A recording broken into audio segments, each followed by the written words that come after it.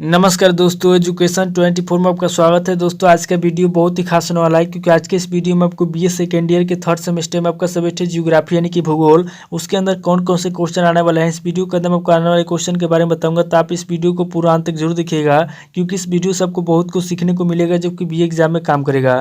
तो आइए देर न करते हुए वीडियो को शुरू करते हैं। और बीए सेकेंड ईयर के थर्ड सेमेस्टर में आपका सब्जेक्ट है ज्योग्राफी, उसके अंदर जो भी क्वेश्चन आने वाला है उन आने वाले क्वेश्चन के बारे में जानते हैं। दोस्तों आगे बढ़ने से पहले मैं आपको एक बात बता दूं कि इस वीडियो के अंदर आपको लघु उत्तरीय प्रश्न और दीर्घ उत्तरीय प्रश्न दोनों तरह के प्रश्नों के बारे में बताऊंगा।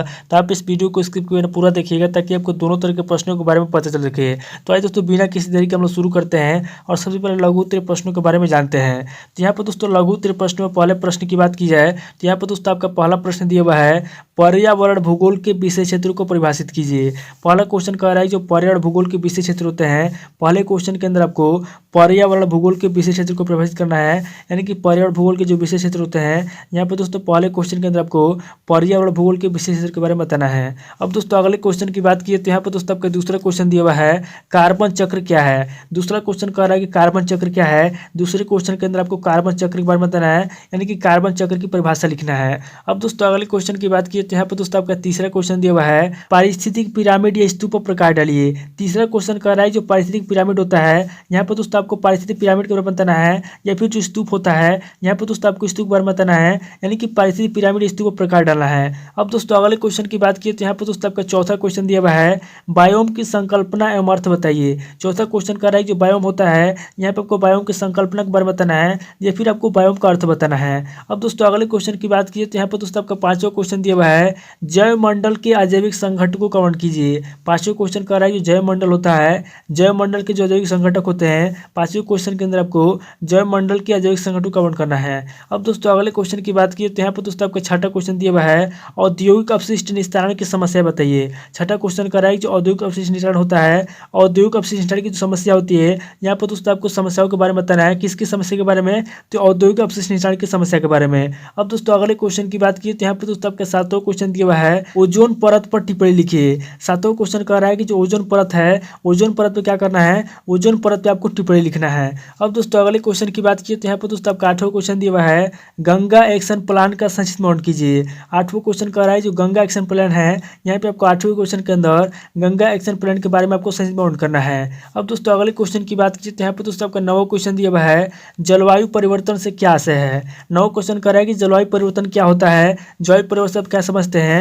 यहाँ पे दोस्तों आपको नौवें क्वेश्चन के अंदर जलवायु परिवर्तन के बारे में बताना है कि जलवायु परिवर्तन क्या होता है। अब दोस्तों अगले क्वेश्चन की बात की तो यहाँ पे दोस्तों आपका 10वां क्वेश्चन दिया हुआ है, वैश्विक उष्णता के कारण बताइए। 10वां क्वेश्चन कह रहा है कि वैश्विक उष्णता होता है, वैश्विक उष्णता क्या कारण होता है, यहाँ पे आपको 10वें क्वेश्चन के अंदर वैश्विक उष्णता के कारण बताना है। अब दोस्तों अगले क्वेश्चन की बात की तो यहाँ पे दोस्तों आपके 11वां क्वेश्चन दिया हुआ है, जलवायु परिवर्तन का प्रभाव बताइए। यहाँ पे दोस्तों 11वां क्वेश्चन कर रहा है कि जलवायु परिवर्तन का प्रभाव होता है, जलवायु परिवर्तन का प्रभाव कैसा होता है, क्यों होता है, यहाँ पे दोस्तों आपको जलवायु परिवर्तन का प्रभाव बताना है। अब दोस्तों अगले क्वेश्चन की बात की तो यहाँ पे दोस्तों आपको 12वां क्वेश्चन दिया हुआ है, आईपीसीसी से क्या आशय है। 12वां क्वेश्चन कर रहा है जो आईपीसीसी होता है, आईपीसीसी क्या होता है, यहाँ पे दोस्तों आपको 12वें क्वेश्चन के अंदर आईपीसीसी के बारे में बताना है। अब दोस्तों अगले क्वेश्चन की बात की तो यहाँ पे दोस्तों आपका 13वां क्वेश्चन दिया हुआ है, आपदा प्रबंधन का अर्थ स्पष्ट कीजिए। 13वां क्वेश्चन कह रहा है जो आपदा प्रबंधन होता है, आपदा प्रबंधन का क्या अर्थ होता है, यहाँ पे आपको आपदा प्रबंधन का अर्थ बताना है। अब दोस्तों अगले क्वेश्चन की बात की तो यहाँ पे दोस्तों आपका 14वां क्वेश्चन दिया हुआ है, प्रकोप जोखिम की परिभाषा और परिणाम बताइए। 14वां क्वेश्चन कह रहा है जो प्रकोप जोखिम होता है, यहाँ पे आपको प्रकोप जोखिम की परिभाषा बताना है और उसके परिणाम बताना है। अब दोस्तों अगले क्वेश्चन की बात की तो यहाँ पे दोस्तों आपको 15वां क्वेश्चन दिया हुआ है, संयुक्त राष्ट्र संघ ने प्रत्येक देश के लिए आपदा न्यूनीकरण योजनाओं में भागीदारी के लिए कौन कौन सी गाइडलाइन जारी किया था। यहाँ पे 15वां क्वेश्चन कर रहा है जो संयुक्त राष्ट्र संघ है, संयुक्त राष्ट्र संघ ने प्रत्येक देश के लिए आपदा न्यूनीकरण योजनाओं में भागीदारी के लिए कौन कौन सा गाइडलाइन जारी किया था। यहाँ पे दोस्तों आपको संयुक्त राष्ट्र संघ के गाइडलाइन के बारे में आपको बताना है। अब दोस्तों अगले क्वेश्चन की बात की तो यहाँ पे दोस्तों आपका 16वां क्वेश्चन दिया हुआ है, पार्थिव प्रकोप एवं आपदाएं क्या है। यहाँ पे आपको 16वां क्वेश्चन का बताना है कि जो पार्थिव प्रकोप होता है और जो आपदा होता है, पार्थिव प्रकोप क्या होता है, आपदा क्या होता है। यहाँ पे आपको 16वें क्वेश्चन के अंदर पार्थिव प्रकोप पर बताना है और आपदाओं का भी वर्णन करना है। अब दोस्तों अगले क्वेश्चन की बात की तो यहाँ पे दोस्तों आपका 17वां क्वेश्चन दिया हुआ है, भारत में भूकंप प्रभावित क्षेत्रों के स्थानिक वितरण का समालोचनात्मक विवरण दीजिए। 17वां क्वेश्चन कर रहा है जो भारत है, भारत में जो भूकंप प्रभावित क्षेत्र है, यहाँ पर दोस्तों आपको भारत में भूकंप प्रभावित क्षेत्रों के जो स्थानिक वितरण है, स्थानिक वितरण का समालोचनात्मक विवरण देना है। अब दोस्तों अगले क्वेश्चन की बात की तो यहाँ पर दोस्तों आपका 18 क्वेश्चन दिया हुआ है और लघु उत्तर प्रश्न का लास्ट क्वेश्चन दिया हुआ है, ज्वालामुखी आपदा पर प्रकाश डालिए। 18 क्वेश्चन कर रहा है ज्वालामुखी आपदा होता है, ज्वालामुखी आपदा क्या होता है, यहाँ पे आपको ज्वालामुखी आपदा के बारे में बताना है, यानी कि ज्वालामुखी आपदा की परिभाषा लिखना है। ये दोस्तों टोटल आपके 18 क्वेश्चन हो गए जो कि आपके लघु उत्तरीय प्रश्न पूछेंगे। अब दोस्तों आगे हम लोग दीर्घ उत्तरीय प्रश्नों के बारे में जानेंगे। तो यहाँ पर दोस्तों दीर्घ उत्तरीय प्रश्न में पहले प्रश्न की बात की जाए तो यहाँ पर दोस्तों आपका पहला प्रश्न दिया हुआ है, पर्यावरण अध्ययन की संकल्पना, विषय क्षेत्र, उपागम एवं सिद्धांत की व्याख्या कीजिए। यहाँ पर दोस्तों पहला क्वेश्चन कर रहा है जो पर्यावरण अध्ययन है। यहाँ पर दोस्तों आपको पहले क्वेश्चन के अंदर पर्यावरण अध्ययन की संकल्पना के बारे में बताना है, उसके विषय क्षेत्र के बारे में बताना है, उसके उपागम के बारे में बताना है और उसके सिद्धांत की व्याख्या करना है।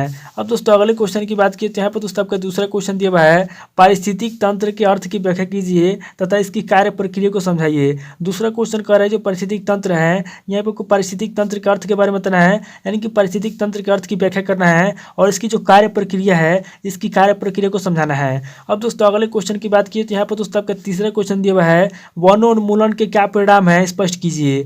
तीसरा क्वेश्चन कर रहा है जो वनोन्मूलन है, वनोन्मूलन के क्या परिणाम है, यहाँ पे आपको वनोन्मूलन के परिणाम बताना है और इसको स्पष्ट करना है। अब दोस्तों अगले क्वेश्चन की बात कीजिए तो यहाँ पर दोस्तों आपका चौथा क्वेश्चन दिया हुआ है, नर्मदा घाटी परियोजना का विवेचन कीजिए। चौथा क्वेश्चन कर रहा है जो नर्मदा घाटी परियोजना होता है, यहाँ पे आपको नर्मदा घाटी परियोजना का विवेचना करना है। अब दोस्तों अगले क्वेश्चन की बात की तो यहाँ पर दोस्तों आपका पांचवा क्वेश्चन दिया हुआ है, वैश्विक तापन के कारक तत्वों एवं प्रभाव का सुधार व्याख्या कीजिए। यहाँ पर दोस्तों पांचवा क्वेश्चन कर रहा है जो वैश्विक तापन होता है, यहाँ पर दोस्तों आपको सबसे पहले वैश्विक तापन के कारक तत्वों के बारे में बताना है, उसके बाद उसके प्रभाव का व्याख्या करना है। अब दोस्तों अगले क्वेश्चन की बात की तो यहाँ पर दोस्तों आपका छठा क्वेश्चन दिया हुआ है, वैश्विक जलवायु परिवर्तन के कारणों एवं साक्ष्यों की विवेचना कीजिए। छठा क्वेश्चन कह रहा है कि जो वैश्विक जलवायु परिवर्तन होता है, यहाँ पर दोस्तों आपको वैश्विक जलवायु परिवर्तन के कारणों के बारे में बताना है, उसके साक्ष्यों की विवेचना करना है।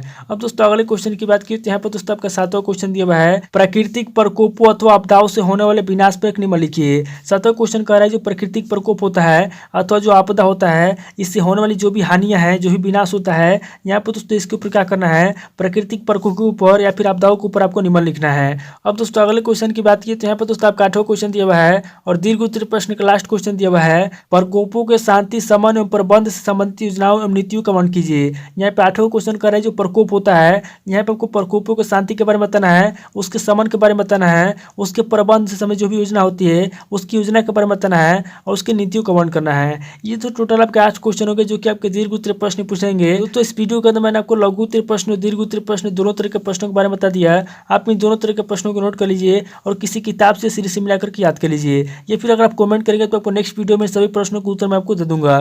दोस्तों आज इस वीडियो को मैं पे स्किप करता हूं और मिलता है आपसे नेक्स्ट वीडियो में। अगर आपको वीडियो अच्छा लगा तो वीडियो को लाइक कीजिए, शेयर कीजिए और कमेंट करके बताइए कि आपको नेक्स्ट वीडियो किस टॉपिक पर चाहिए। थैंक यू दोस्तों।